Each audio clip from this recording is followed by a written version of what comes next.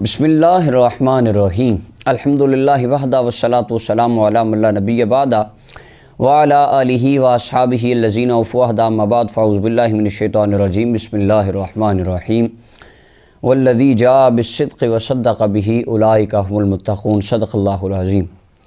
आज का हमारा मौजू जनाब सैयदना अबू बकर सिद्दीक़ रज़ियल्लाहु ताला अन्हु आपके वो फ़ज़ाइल व कमालात जो जनाब शेर खुदा हैदर करार रज़ियल्लाहु ताला अन्हु आपने बयान फरमाए।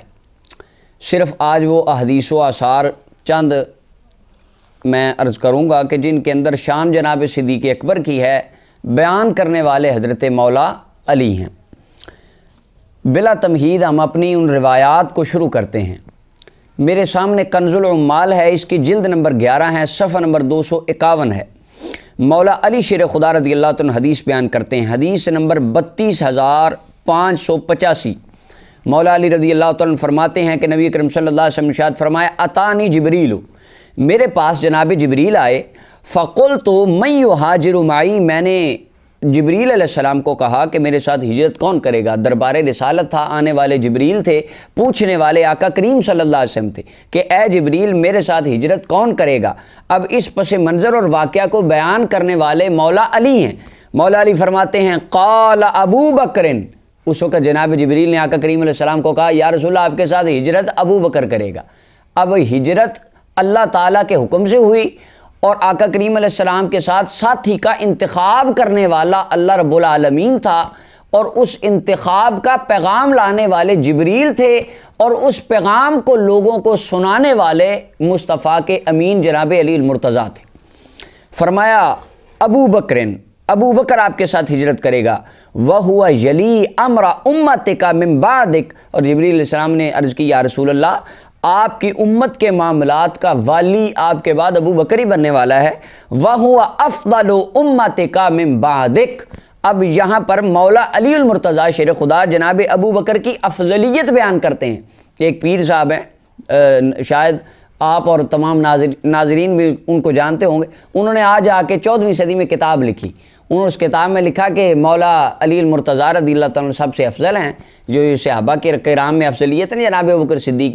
उसने कहा जी ये कोई इजमा अक़ीदा नहीं है। ये 14 साल बाद आके मौलवी साहब ने तहकीक की, उलमा ने उस पर बड़ी ज़्यादा तनकीद और जरा भी की। अब यहाँ पर जनाब जिब्रील फरमा रहे हैं वह हुआ अफ़दलु उम्मतिका मिन बादिक, या रसूलल्लाह आपकी उम्मत में आपके बाद सबसे ज़्यादा अफजल अबू बकर सिद्दीक़ की ज़ात है। और इस अफजलियत को बयान करने वाले मौला अली हैं।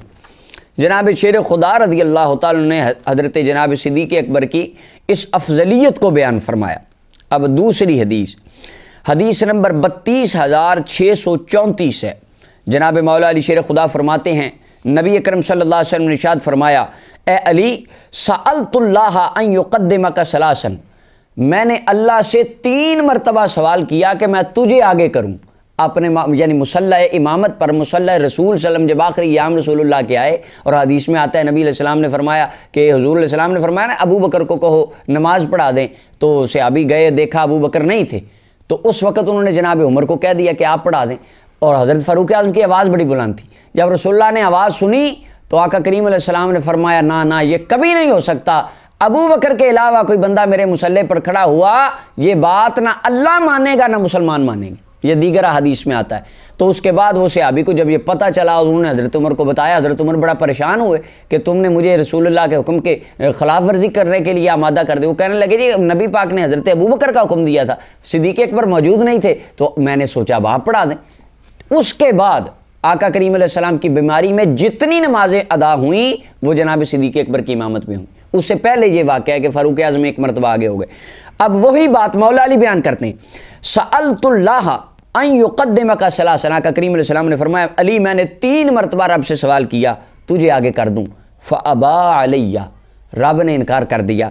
इल्ला तक़दीम अबी बकरिन, नबी अलैहिस्सलातु वस्सलाम फरमाते हैं अली 3 मरतबा मैंने तेरी तक़दीम का सवाल किया, लेकिन रब ने फरमाया ए मेरे महबूब आपके मुसल्ले पर खड़ा होगा तो अबू बकर खड़ा होगा।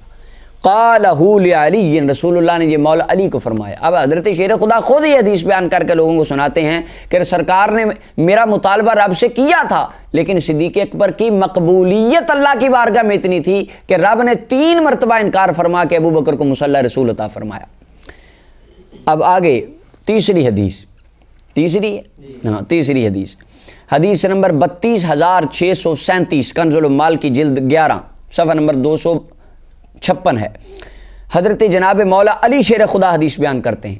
آپ فرماتے ہیں کہ جنگ بدر والے دن جب میں اور حضرت ابو بکر صدیق رضی اللہ تعالیٰ عنہ ہم دونوں لڑائی کر رہے تھے کفار کے ساتھ، تو اس وقت قال صلی اللہ علیہ وسلم لأبی بکر و علی، جناب ابو بکر و علی کے لیے نبی علیہ السلام نے فرمایا۔ حدیث بیان کرنے والے خود مولا علی ہیں۔ مولا علی فرماتے ہیں کہ میرے اور ابو بکر صدیق کے بارے میں مصطفیٰ کریم صلی اللہ علیہ وسلم فرمایا، مع احدکما جبریل و مع الاخر میکائیل، کہ اے علی اور ابو بکر، تم دونوں میں سے جو تم تلوار چلا رہے ہو، تم دونوں میں سے ایک کی پشت پہ جناب جبریل کھڑے ہیں اور دوسرے کی پشت پہ میکائیل علیہ السلام کھڑے ہیں۔ اب مولا علی المرتضیٰ اپنے مریدوں کو یہ باتیں سنایا کرتے تھے کہ یارو میری اور میرے ویر ابو بکر کی شان میں سرکار نے یہ فرمایا تھا۔ اللہ اکبر۔ چوتھی حدیث مبارکہ، حدیث نمبر کنز العمال کی حدیث نمبر 32639 ہے، 11ویں جلد۔ حضرت مولا علی شیر خدا فرماتے ہیں، آقا کریم علیہ السلام نے ارشاد فرمایا، مولا علی فرماتے میں نے حضور کو فرماتے سنا، یا ابا بکرن، نبی علیہ السلام نے فرمایا ابو بکر، ان اللہ اعطانی ثواب من آمن بی منذ خلق آدم الی ان بعثنی، یعنی نبی علیہ السلام نے فرمایا ابو بکر، آدم علیہ السلام کے اعلان نبوت سے، یعنی ان کی بعثت سے لے کر میرے اعلان نبوت تک جتنے لوگ مجھ پر ایمان لے کر آئے، یعنی پہلے نبیوں پر ایمان لے کر آئے، انہوں نے جو جو نیکیاں کی، جو جو نیک کام کیے، ان تمام کے ایمان کا، تمام کی نیکیوں کا ثواب اللہ نے مجھے عطا فرمایا۔ یہ نبی علیہ السلام نے فرمایا۔ اس کی وجہ آقا کریم علیہ السلام تمام انبیاء کی ارواح کے ہادی اور استاذ تھے، یعنی مجدد پاک نے مکتوبات شریف میں لکھا ہے کہ تمام انبیاء کی ارواح جب دنیا میں آتی تھی ان کا تزکیہ عالم ارواح میں رسول اللہ کی ذات مبارک اور روح مبارک کرتی تھی، اور تمام آدم علیہ السلام سے لے کر آج تک جتنے اولیاء دیگر امتوں میں آئے ان کی ارواح کی تربیت مولا علی شیر خدا کی روح کرتی تھی۔ یہ حضرت مجدد الفسانی رحمۃ اللہ لکھتے ہیں۔ تو اس حیثیت سے دیکھا جائے تو نبی علیہ السلام نے فرمایا تمام انبیاء کا، ان کی امتوں کا تمام ثواب رب نے مجھے عطا فرمایا، کیونکہ میں ان سب کا ہادی اور رہبر تھا۔ پھر آگے فرمایا، اب حدیث بیان کرنے والے مولا علی ہیں اور شان ابو بکر صدیق کی ہے۔ آقا کریم علیہ السلام فرماتے ہیں، ان اللہ تعالی اعطاک یا ابا بکر ثواب من آمن بی منذ بعثنی الی یوم القیامہ۔ ابو بکر، اب میرے اعلان نبوت سے لے کر قیامت تک جتنے لوگ مجھ پر ایمان لائیں گے ان سب کے ایمان کا ثواب رب تجھے بھی عطا فرمائے گا۔ یہ جناب مولا علی المرتضیٰ حدیث بیان کرتے ہیں، آقا کریم علیہ السلام نے صدیق اکبر کو مخاطب کر کے یہ بات فرمائی۔ اللہ اکبر، کتنی شان تھی اس میں اور کتنا لطف تھا، اور بیان کرنے والے جناب مولا علی۔ اب 5ویں حدیث مبارکہ، کنز العمال کی جلد 11 حدیث نمبر 32681، مولا علی شیر خدا رضی اللہ تعالیٰ فرماتے ہیں، اب اس کے اندر بیان افضلیت صدیق اکبر با-زبان-e-Mola علی ہے۔ مولا علی المرتضیٰ فرماتے ہیں، لوگو خیر هذه الامتی بعد نبیہا ابو بکر، اس امت کے اندر نبی اکرم صلی اللہ علیہ وسلم کے بعد سب سے بہترین بندہ ابو بکر صدیق رضی اللہ تعالیٰ۔ اب صدیق اکبر کی افضلیت ہے، بیان کرنے والے مولا علی ہیں۔ اب آگے 6ٹھی روایت، یہ بھی افضلیت صدیق اکبر پر با-زبان-e-Mola علی، حدیث نمبر 32682 کنز العمال کی۔ جناب مولا علی شیر خدا فرماتے ہیں، ما ولد فی الاسلام مولود ازکا ولا اطہر ولا افضل من ابی بکر، کہ لوگوں اسلام میں کوئی بچہ ابو بکر صدیق سے زیادہ ذکی اور ابو بکر صدیق سے زیادہ پاک اور ابو بکر صدیق سے زیادہ افضل کوئی بچہ پیدا نہیں ہوا۔ یعنی اسلام میں رسول اللہ کی امت میں جتنے بچے پیدا ہوئے سب سے افضل بھی ابو بکر، سب سے پاک بھی ابو بکر۔ یہ شان صدیق اکبر کی بیان کرنے والے مولا علی رضی اللہ تعالیٰ عنہ۔ آگے 7ویں روایت، अच्छा, یہ 7ویں روایت کو بیان کرنے والے سیدنا امام عالی مقام سیدنا امام حسین علیہ السلام ہیں۔ اب ظاہری سی بات ہے امام عالی مقام کو یہ روایت اور یہ حدیث مولا علی کے تھرو پہنچی ہوگی، اس لیے میں اسے بیان کرتا ہوں۔ کنز العمال کے اندر حدیث نمبر 32710 امام عالی مقام سیدنا امام حسین علیہ السلام فرماتے ہیں، آقا کریم علیہ السلام نے ارشاد فرمایا، لا تسبوا ابا بکر و عمر، ابو بکر عمر کو برا نہ کہو، فإنہما سیدا کہول اہل الجنہ، وہ اہل جنت کے بزرگوں کے سردار ہیں۔ اب یہاں پر ایک شیعہ عالم کہنے لگا، یہ پچھلے دنوں میں نے یہ اعتراض اس کا پڑھا، وہ کہنے لگا کہ جنت میں تو بزرگ ہوگا ہی کوئی نہیں، جنت تے سارے جوان ہوں گے، لہذا تسی کہ حدیث ہی جھوٹی ہے۔ اس کا مطلب یہ نہیں ہے کہ عمر رسیدہ عمر میں بوڑھے ہوں گے، بزرگ ہوں گے، نہیں، وہ بات بجائے نبی علیہ السلام نے فرمایا 33 سال کی جوانی ہوگی۔ یہاں سے مراد ہے کہ جو درجے کے لحاظ سے بزرگ ہیں، یعنی جن کی شان اور جن کا مقام بزرگوں والا ہے، مثلا حضرت ابو ذر غفاری جیسے بزرگ، ابو ہریرہ جیسے بزرگ، یعنی صحابہ کرام کی جماعت میں اللہ کے ہاں جو بزرگ تر شخصیات ہیں ان کی سرداری رب نے جناب ابو بکر عمر کو عطا فرمائی، یہ معنی ہے اس کا۔ اب ظاہری سی بات ہے طرح طرح کی باتیں کر کے ساڑی عوام کو پتہ نہیں ہوتا، وہ دھوکھا کھا جاتے ہیں، وہ گل بڑی کی، حالانکہ گل دی اصل کوئی بھی نہیں ہوتی۔ امام عالی مقام فرماتے ابو بکر عمر کو برا نہ کہنا، وہ اہل جنت کے اندر بزرگوں کے سردار ہوں گے، الا النبیین والمرسلین، سوائے نبیوں اور رسولوں کے، یعنی امت میں تمام امت کے پچھلے نبیوں کے صحابہ اور اس امت کے جتنے صحابہ، ان صحابہ کی صف میں وہ سردار ہوں گے۔ ولا تسبوا الحسن والحسین، اور حسن و حسین کو بھی سرکار نے فرمایا کبھی برا نہ کہنا، فإنہما سیدا شباب اہل الجنت من الاولین والآخرین، وہ اولین و آخرین امت میں تمام امتوں میں جوانوں کے سردار ہوں گے۔ اب یہ بھی امام علی مقام نے ظاہری سی بات ہے مولا علی کی حیثیت سے ان کے طرق سے یہ حدیث پہنچی ہوگی جسے آپ نے یہاں پر بیان فرمایا۔ کتنی روایتیں ہو گئیں؟ 7۔ اب آگے کنز العمال کی جلد نمبر 12 ہے، پہلے یہ 11ویں جلد کی 7 روایات عرض کی، اب 12ویں جلد ہے، اس کا صفحہ نمبر 220 ہے، کنز العمال کے اندر حدیث نمبر 35601 ہے۔ یقول، وہ حضرت مولا علی کی سند سے بیان کرتے ہیں، قلت لأبی بکر، فرماتے میں نے جناب ابو بکر کو کہا، یا ابا بکر، اے ابو بکر، من خیر الناس بعد رسول اللہ، رسول اللہ کے بعد سب سے بہترین اس امت میں کون ہے؟ پوچھنے والے سید زادے مولا علی کی اولاد، اور جن سے پوچھا جا رہا ہے وہ ابو بکر صدیق ہیں۔ سوال کیا پوچھا جا رہا ہے کہ امت مصطفیٰ میں سب سے افضل کون ہے؟ فقال علی ابوک، تو حضرت امام جناب ابو بکر صدیق فرمانے لگے، بیٹا تیرے والد علی۔ پوچھنے والے مولا علی کے بیٹے تھے، فرمایا بیٹا تیرے والد علی امت میں سب سے افضل ہیں۔ تو کہتے ہیں میں گھر آیا، فسألت ابی علی، یا میں نے اپنے ابا جی سے پوچھا، فقلت من خیر الناس بعد رسول اللہ صلی اللہ علیہ وسلم، حضور ابا جی یہ بتائیں اس امت میں نبی علیہ السلام کے بعد سب سے افضل کون ہے؟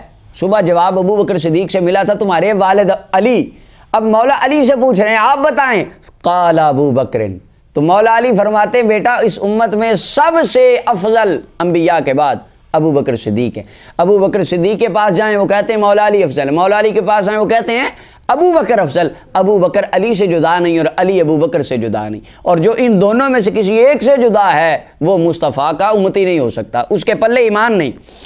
اب 8ویں روایت، 8ویں روایت جناب مولا علی شیر خدا رضی اللہ عنہ فرماتے ہیں، حدیث نمبر 35627 ہے، جناب مولا علی المرتضی شیر خدا فرماتے ہیں، ان علی رضی اللہ عنہ قال ان اللہ هو الذی سمى ابا بکر علی لسان رسول اللہ صلی اللہ علیہ وسلم صدیقہ، مولا علی فرماتے لوگو ابو بکر کا لقب صدیق وہ ہے جو اللہ نے اپنے محبوب کی زبان سے جاری فرمایا، یعنی شان جناب صدیق اکبر کی بیان کرنے والے مولا۔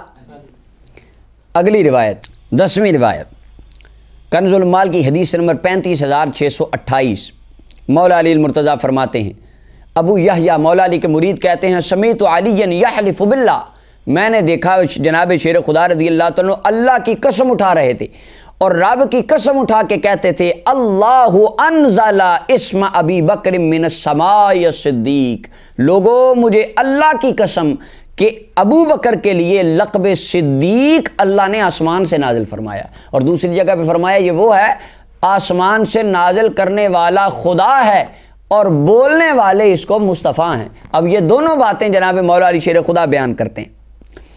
اگلی حدیث نمبر 11، حدیث نمبر 35,629، امام شابی کہتے ہیں حضرت مولا علی المرتضیٰ ایک دن فرمانے لگے، جب یہ آپ کے پاس چند بندے آئے، انہوں نے کہا جی آپ اب آگے فدق کا کیا کریں گے؟ یہ تحقیق فدق میں وہ اس کا مکمل پس منظر وہ گزر چکا ہے کہ جی آپ کیا کریں گے؟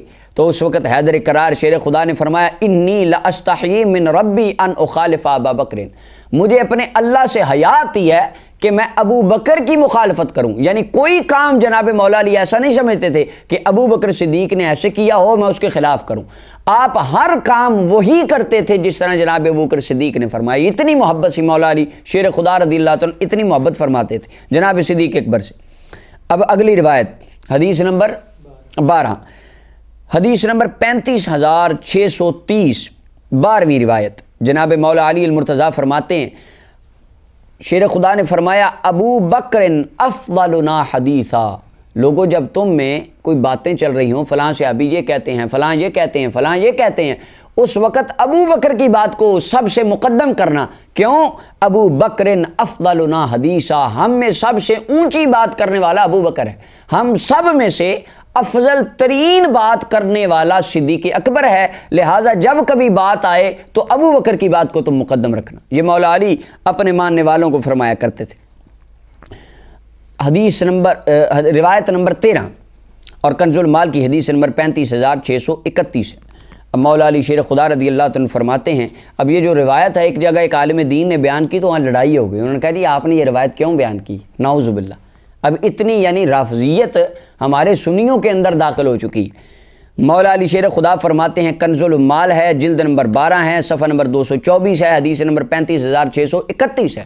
فتاوی رضویہ میں امام احمد رضا بریلوی رحمۃ اللہ نے اس حدیث کو لکھا، بس جرم یہ تھا کہ وہاں پر مولانا نے امام رضا بریلوی صاحب کے فتاوی کا حوالہ دے دیا کہ امام بریلوی صاحب نے یہ بات لکھی، تو وہاں لڑائی ہو گئی۔ ان کا ہاں آپ نے یہ بات بیان کیوں کی؟ جناب مولا علی فرماتے ہیں حل انا الا حسنۃ من حسنات ابی بکر، شیر خدا فرماتے ہیں لوگوں میں ابو بکر کی نیکیوں میں سے ایک نیکی بھی نہیں۔ اللہ اکبر، اب یہ محبت کا اتم درجہ تھا اور عاجزی کا اتم درجہ تھا مولا علی کا جناب صدیق اکبر کی ذات سے، وگرنہ آپ تو شیر خدا تھے اور آپ اولیاء المتقین ہیں، امام المتقین ہیں، پچھلی امتوں کے اور اس امت کے تمام ولیوں کے سردار ہیں۔ کوئی ولی اس وقت تک ولی نہیں بنتا جب تک اس ولی کی روح کا تزکیہ شیر خدا نہ کریں، لیکن آپ فرماتے ہیں حل انا الا حسنۃ من حسنات ابی بکر، میں تو ابو بکر کی نیکیوں میں سے ایک نیکی بھی نہیں ہوں۔ آپ کی یہ عاجزی تھی، شان تو آپ کی بڑی برات تھی، لیکن آپ کی یہ محبت تھی جناب ابو بکر صدیق رضی اللہ تعالیٰ عنہ سے۔ آگے آج کی روایت نمبر 14 کنز المال کی حدیث نمبر 35,664 ہے۔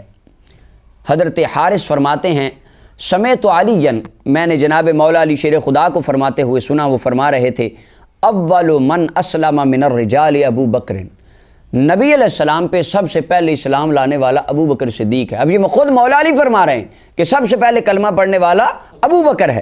وَأَوَّلُ مَنْ صَلَّى مَعَ النَّبِيِّ صلی اللہ علیہ وسلم، اور فرمایا سب سے پہلے نماز میں نے حضور کے ساتھ پڑھی تھی، لیکن کلمہ سب سے پہلے ابو بکر صدیق نے پڑھا تھا۔ اب یہ مولا علی بیان کرتے ہیں۔ روایت نمبر 15 حدیث نمبر 35,665 ہے کنز المال کی۔ حضرت امام حسن مولا علی سے روایت کرتے ہیں، سیدنا حسن مجتبیٰ فرماتے ہیں لقد امر النبی صلی اللہ علیہ وسلم ابا بکر ان یصلی بالناس، امام حسن فرماتے ہیں لوگوں میں نے اپنے ابا جی مولا علی سے سنا کہ آقا مولا علی فرما رہے تھے کہ آقا کریم علیہ السلام نے ابو بکر کو حکم دیا لوگوں کو نماز پڑھاؤ، وَإِنِّي لَشَاهِدٌ وَمَا أَنَا بِغَائِبٍ، اور اس دن میں گواہ تھا، وہاں تھا، بیٹھا ہوا تھا مسجد میں غائب نہیں تھا، وَمَا بِمَرَضٌ، نہ ہی میں بیمار تھا کہ میں مسجد میں آتا نہ۔ جب رسول اللہ کا حکم ابو بکر کی امامت کے لیے آیا میں مسجد نبوی کی پہلی صفوں میں بیٹھا تھا، فَرَضِينَا لِدُنْيَانَا مَا رَضِيَ بِهِ النَّبِيُّ صلی اللہ علیہ وسلم لِدِينِنَا، مولا علی فرماتے تھے جس بندے کو نبی علیہ السلام نے ہمارے دین پر راضی ہو کے ہمارا امام بنا دیا، ہم نے اس کو اپنی دنیا کا بھی امام بنا لیا اور اس کی بیعت پر ہم راضی ہو گئے۔ मौला अली कहते हैं कि मैं अबू बकर की बैत पे राज़ी हूँ, और शिया कहते हैं कि हम राज़ी नहीं हैं। अब ये मौला अली के कहते हैं हसी मन्ने मौला अली नू, मौला अली फरमाते मैं राज़ी हूँ, पर ये आज तक राज़ी नहीं हो सके। अब ईमान वाला बंदा यहाँ पर ख़ुद फैसला करेगा कि बात मौला अली की सच्ची है या बात इन आजकल के राफ़ज़ियों की सच्ची है। रिवायत नंबर 16 कंजुल माल की हदीस नंबर 35,671 है। हज़रत अबू ज़िन्नाद कहते हैं क़ाल रजुलुन लिअलिय्यिन, एक बंदा मौला अली के पास आया, आके कहने लगा या अमीर अल-मोमिनीन मा बालुल मुहाजिरीन वल अंसार क़द्दमू अबा बकरिन व अंत औफ़ा मिन्हु मनक़बतन व अक़दमु मिन्हु सिल्मन व अस्बक़ु साबिक़तन। अब इसका मतलब यहाँ पता चला उस वक़्त भी बीमारी शुरू हो चुकी थी। अबू ज़िनाद कहते हैं कि बंदा आया कहने लगा मौला अली को अमीर अल-मोमिनीन मुहाजिरीन और अंसार को क्या हो गया, उन्होंने अबू बकर को इमाम बना लिया, अबू बकर को अपना खलीफा बना लिया, उन्होंने आपको तो पूछा ही नहीं, आपको तो उन्होंने सुलह ही नहीं मारी, इमाम तो हुजूर आप बनने चाहिए थे। जिस तरह जहाँ पर किसी आस्थाने पे मुरीदों ने लड़ाई करवानी हो तो दो भाइयों में से जो भाई को मसनद मिल जाए तो दूसरे के पास जाते हैं हज़रत साहब तुहाडे नाल तो बड़ा माड़ा होया। आजकल हमारे कितनी मिसालें, हज़रत साहब तो माशाअल्लाह तुसी घट सो, तुसी भी उन्हां पीरां दी औलाद हो, तुसी भी गौस हो, तुसी भी कुतब हो, और दूजे नूं पग दे दी तुहानूं ते दित्ती नहीं, वो आपस में लड़ पैंदे ने। तो उस वक़्त भी शेर खुदा रज़ी अल्लाह तआला को सिद्दीक़ अकबर से लड़ाने के लिए ये वायरस अब्दुल्ला बिन सबा ने भेजा उधर ईरान से। उन्होंने कहा जाओ जी, वो आया मौला, उन्होंने कहा जनाब आप इतनी ऊंची शानें, औफ़ा मिन्हु मनक़बतन, आपकी कम शानें हैं, आप रसूलुल्लाह के ख़ानदान के हुजूर के चचा के बेटे हैं, आपकी शान में हुजूर ने ये भी फरमाया ये भी फरमाया, इमाम तो आपको बनना चाहिए था। लड़ाई डलवाने के लिए आ गया। क़ाल, आप मौला अली शेर, अब हैदर करार का बोलना क्या बोलना था, शेर खुदा असदुल्लाहिल गालिब, आपने फरमाया लौला अन्नल मुमिन आइदुल्लाह लक़तलतुक, फरमाया अगर मेरे आका और मौला ने हर मोमिन को रब की पनाह में ना दिया होता तो ये बात करने से पहले मैं तेरी गर्दन उड़ा के रख देता। ये मौला अली शेर खुदा फरमा रहे हैं, फरमाया अगर हर मोमिन अल्लाह की पनाह में ना होता, मन क़तल नफ्सम मुमिनम मुतअम्मिदन फजज़ाउहु जहन्नम खालिदन फ़ीहा, ये अल्लाह का कुरान है। फरमाया कि हर किसी एक जान को भी ना हक कत्ल करना, गोया कि वो सारी ज़िंदगी जहन्नम में रहेगा। और दूसरी जगह पर फ़कअन्नमा क़ातल अन्नास जमीया, पूरी दुनिया का कत्ल है। फरमाया अगर ये कुरान के अंदर अल्लाह ने हर मोमिन की जान को पनाह न दी होती ला क़तलतुक, फरमाया तेरी बात करने के बाद तेरी गर्दन नज़र नहीं आनी थी, तू बैठा शेर खुदा के सामने है। बस जब मौला अली ने इतनी बात फरमाई वो बंदा डर गया, अब वो खामोश हो गया। और आपने फरमाया वाला इन बकीता ला तअतियन्नका मिन्नी रौअतुन, फरमाया जब तक तेरी ज़िंदगी बाकी है ना, आज अली जो तुझे जवाब देगा, जब अली का चेहरा देखेगा घबरा जाएगा, आज तुझे बात ही ऐसी करूँगा। फरमाया जब तक ला इन बकीता, अगर तेरी ज़िंदगी बाकी रहे, ला तअतियन्नका मिन्नी रौअतुन, फरमाया अली नू वेख के तू जान नहीं लगा, घबराएगा एक बारी सानू वेख के। और आपने फरमाया वही हक, तू बर्बाद हो जाए, इन्ना अबा बकरिन सबक़नी इला अरबाइन, फरमाया तू आके मुझे कहता है कि आपको खलीफा बनना चाहिए था, अबू बकर को नहीं बनना चाहिए था, तू अबू बकर की कोई शान ही नहीं समझता। फरमाया चार चीज़ें ऐसी हैं जिनमें अली पीछे रहा, अबू बकर अली से आगे निकल गया, चार चीज़ें। और उन चार चीज़ों को ये अल-मवाहिबुल दुनिया की पहली जिल्द के अंदर इमाम क़स्तिलानी ने सफ़ा नंबर 218 पर इमाम हसन मुज्तबा की सनद से भी बयान फरमाया। उन चार चीज़ों को फरमाया चार चीज़ें, सबक़नी इला अरबाइन, चार चीज़ों में अबू बकर मुझसे आगे निकल गया। सबक़नी इलल इमामा, जब मुसल्ला रसूल पर इमामत की बारी आई, और पिछली हदीस में गुजरा मौला अली फरमाते थे मैं उधर ही बैठा था, मस्जिद नबी में था। फरमाया लेकिन मुस्तफ़ा का हुक्म जिब्रील जो लेकर आए अल्लाह की तरफ से, वो अबू बकर के लिए आया। अली मौजूद था लेकिन अल्लाह ने वहाँ पर अबू बकर को आगे कर दिया, एक बात। और दूसरी बात फरमाई हिजरत के अंदर मैं भी मौजूद था लेकिन रसूलुल्लाह ने मुझे अपने बिस्तर पे सुला दिया, खिदमत मैंने भी की, लेकिन हिजरत के अंदर आगे मुझसे अबू बकर निकल गया।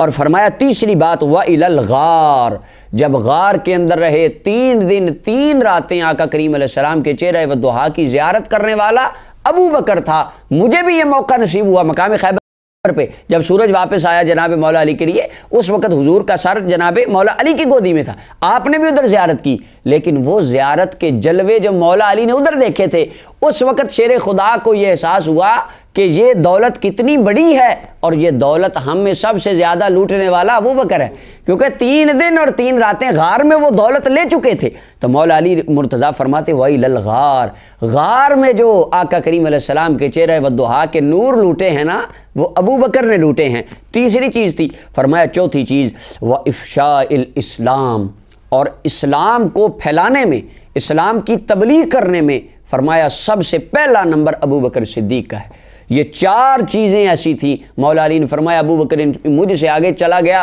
तो तू कहता अबू बकर को शान ही नहीं है।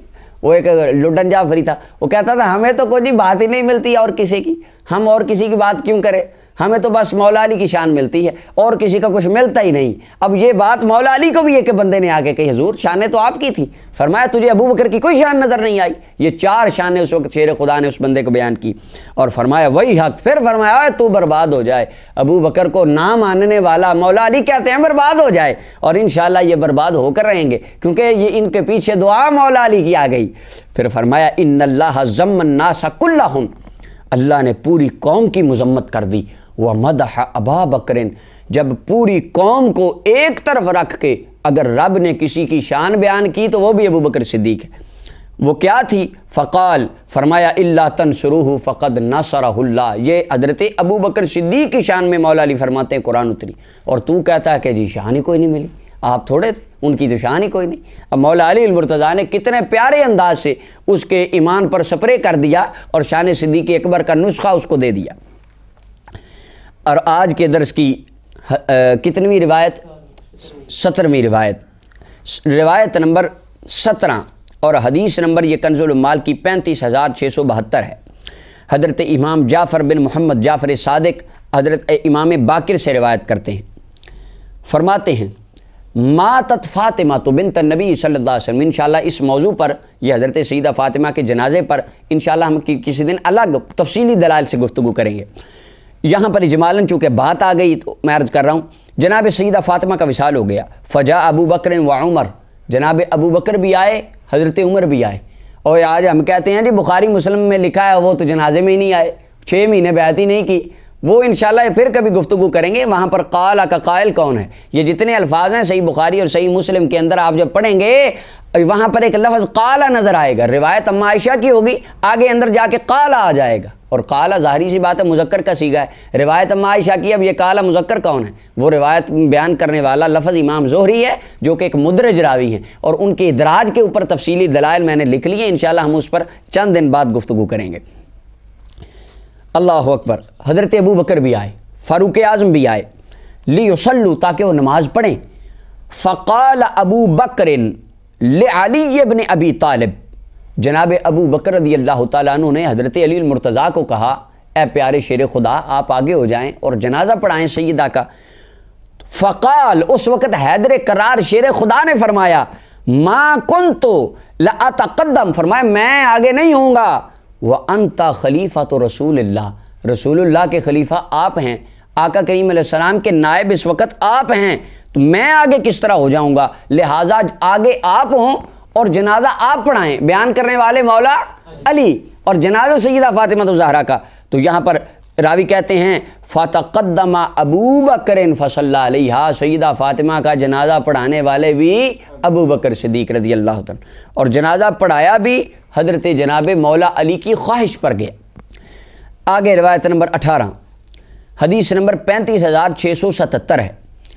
हज़रत हारिस मौला अली से रिवायत करते हैं। अब मौला अली शेर खुदा बयान करते हैं, फरमाते हैं लम्मा ख़तब तो बिन्त अबी जहल बिन हशाम, जब मैंने अबू जहल बिन हशाम की बेटी को निकाह का पैगाम भेजा, उस वक़्त वजद नबी सल्लल्लाहु अलैहि वसल्लम मौजिदतन, आका करीम अलैहिस्सलाम के दिल में मलाल आया। और जब तफसील आती है, हुज़ूर अलैहिस्सलाम ने फरमाया जब तक मेरी बेटी ज़िंदा है अली के लिए दूसरी औरत से निकाह करना हराम है, अली निकाह नहीं कर सकता। तो हज़रत मौला अली फरमाते हैं हुज़ूर के चेहरे पर मुझे फ़रअयतु फ़ी वजहिही, मैंने देखा हुज़ूर का चेहरा, यानी मुझे हुज़ूर अलैहिस्सलाम का चेहरा देख कर पता चल गया कि हालात ठीक नहीं हैं, कि यानी नबी अलैहिस्सलाम नाराज़ हैं। कहते हैं फ़खरज तो इला अबी बकरिन, अब मौला अली मुर्तज़ा आका करीम अलैहिस्सलाम की बारगाह से निकले। कहते हैं मैं हज़रत अबू बकर के पास आया। मौला अली कहते हैं फ़ाख़ज़्तु बियदिही, मैंने अबू बकर का हाथ पकड़ा।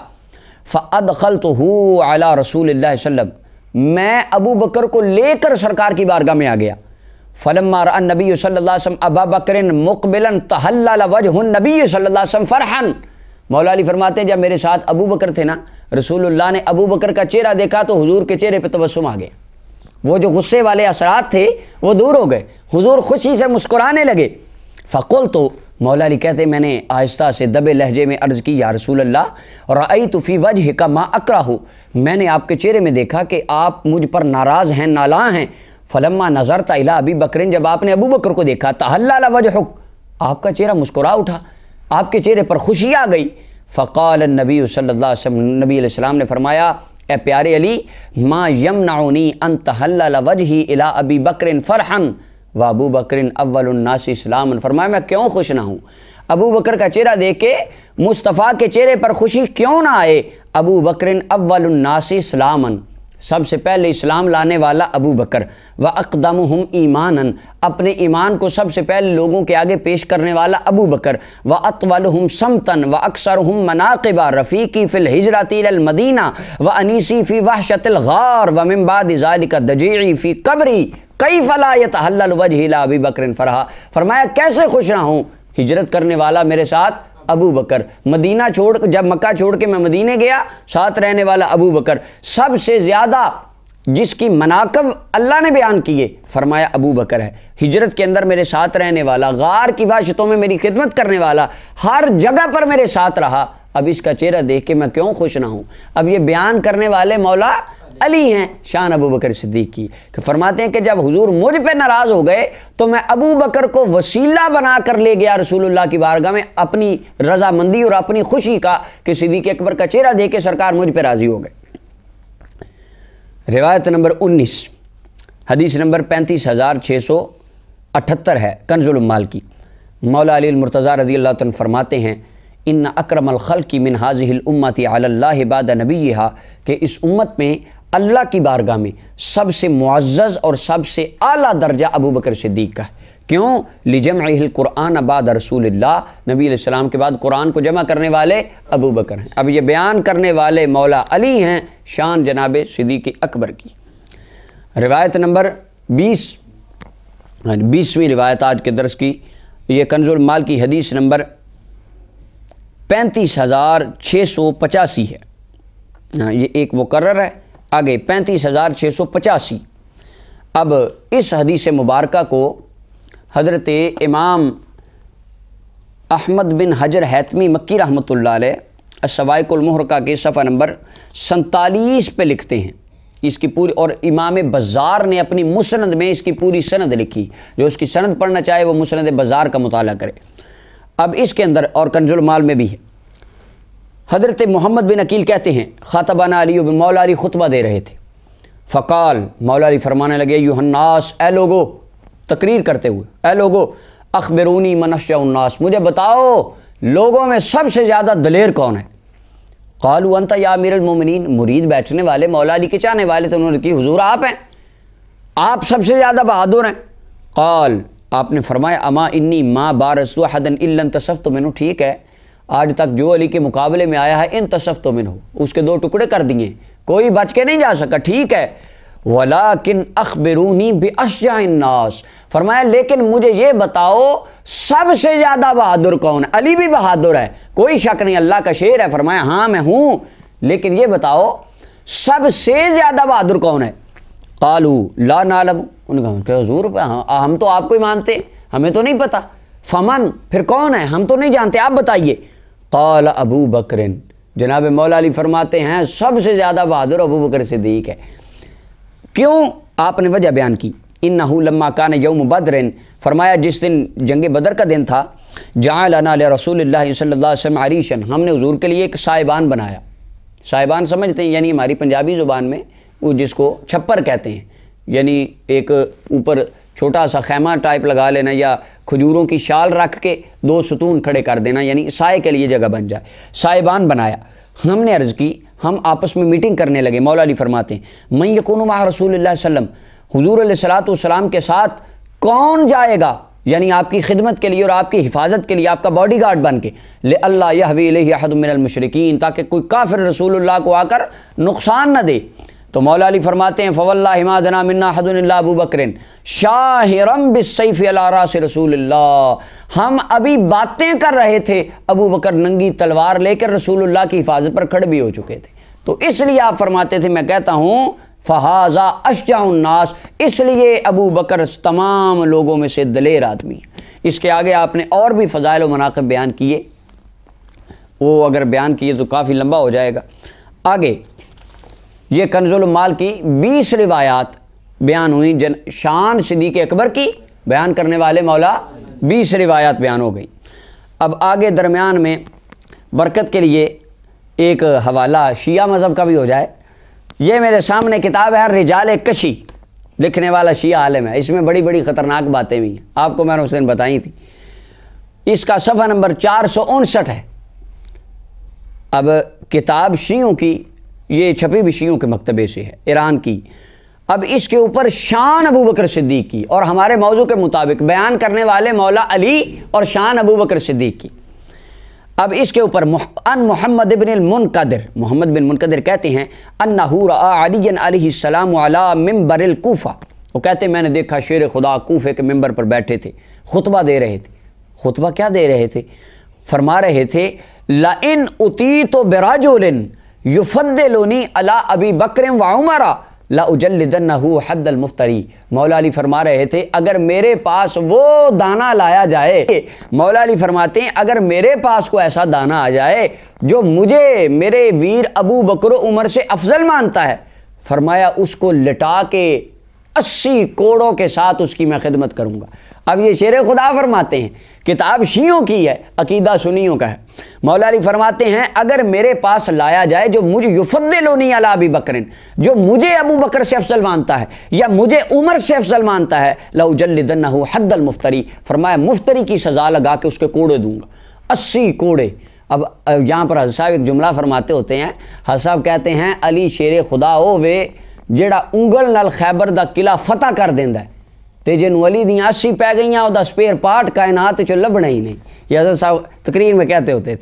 और वाकई हकीकत मौला अली जिन्होंने खैबर का किला, वो जिसको 40 बंदों ने उठाया और उठाया ना गया, अब वो शेर खुदा की 80 जैसे पड़ गई, अब वो उसका कोई नामो निशान भी दुनिया से नहीं मिलेगा। लिहाजा हम आज भी कहते हैं राफ़िज़ियो अली शेर खुदा की मार से बचने के लिए आज ले उनकी पनाह और आज मदद मांग उनसे, कल ना मानेंगे क़यामत में, अगर मान गया कल को फिर मौला अली ने इनकी नहीं सुननी। तो यहाँ पर भी बयान करने वाले मौला अली थे, शान अबू बकर सिद्दीक़ रज़ी अल्लाह। ये 21 रिवायात हो गई कुल। अब आगे एक ईमान अफरोज़ बात आखिर के अंदर हज़रत जनाब कैस बिन अबी हाज़िम, ये मेरे सामने रियाज़ुन-नदरा इमाम तबरी रहमतुल्लाह अलैह की हदीस नंबर 474 है। कैस बिन अबी हाज़िम कहते हैं इल्तक़ा अबू बकर सिद्दीक़ अली इब्न अबी तालिब, जनाब अबू बकर सिद्दीक़ रज़ी अल्लाह तआला अन्हु मौला अली को मिले। फ़तबस्सम अबू बकर फ़ी वजह अली, तो जनाब मौला अली का चेहरा देख के अबू बकर सिद्दीक़ मुस्कुराने लग गए। फ़क़ाल लहू अलीयुन, मौला अली फरमाने लगे हज़रत अबू बकर सिद्दीक़ को माला का तबस्सम, अबू बकर मुस्कुरा क्यों रहे हो? फ़क़ाल, तो जनाब सिद्दीक़ अकबर फरमाने लगे ऐ प्यारे अली समिअतु रसूलल्लाहि सल्लल्लाहु अलैहि वसल्लम यक़ूल, मैं मुस्कुरा इसलिए रहा हूँ कि मैंने आका करीम अलैहिस्सलाम को इरशाद फरमाते सुना था ला यजूज़ु अहदुन अस्सिराता इल्ला मन कतब लहू अली इब्न अबी तालिब अल जवाज़। मौला अली को अबू बकर सिद्दीक़ कहते हैं कि मैं आपके चेहरे को देख के इसके लिए मुस्कुरा रहा हूँ कि नबी अलैहिस्सलाम ने फरमाया था कोई बंदा उसको पुल सिरात पार करने की इजाज़त नहीं दी जाएगी मगर वही बंदा जिसको गुजरने की इजाज़त अली देगा। यानी पुल सिरात से गुजर के मुसलमान जन्नत में जाएंगे। फरमाया पुल सिरात से गुजर के जन्नत के अंदर वही जाएगा जिसके नामे अमाल पे मोहर अली शेर खुदा लगाएंगे, जिसको इजाज़त देंगे, यानी उसके नामे अमाल को मौला अली शेर खुदा स्टैंप करेंगे, हाँ भाई ये ठीक है, ये जन्नत में जा सकता है। फ़दहक अलीयुन, मौला अली मुस्कुराने लग गए। फ़क़ाल, और फरमाया अला उबश्शिरुका या अबा बकरिन, अबू बकर अब मैं भी आपको एक अच्छी बात ना बताऊं, یہ تو آپ نے مجھے خوشخبری دی میری شان کے بارے میں، اب آپ کی ایک شان میں بھی بیان نہ کروں؟ فرمایا جی کیجئے۔ قال رسول اللہ صلی اللہ علیہ وسلم، مولا علی فرماتے ہیں اگر آپ نے یہ بات سنی ہے نا نبی علیہ السلام سے، تو میں نے بھی رسول اللہ کو فرماتے سنا تھا۔ آقا کریم علیہ السلام نے مجھے مخاطب کر کے فرمایا تھا علی لا یکتب الجواز الا لمن احب ابا بکر، جنت جانے کی اجازت اسے دینی ہے جو ابو بکر صدیق سے پیار کرنے والا ہوگا۔ مولا حضرت صدیق اکبر کو صدیق اکبر فرماتے ہیں کہ جنت وہ جائے گا جسے اجازت علی دے گا، اور علی کہتے ہیں سرکار نے فرمایا تھا اس وقت تک کوئی جنت جا ہی نہیں سکتا جب تک میرے ابو بکر سے محبت نہ کرے۔